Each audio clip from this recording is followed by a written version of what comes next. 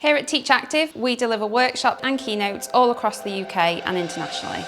As soon as a term starts, it's very difficult to spend lots and lots of time in planning and preparation, and the advantage of Teach Active is that most of the planning is done for you. We actually look at ways in which you can be still active during the curriculum, so there's some fantastic ideas. So it's really good to get this training early on. They've got the whole school year now to take it back, embed it in their classrooms back at school.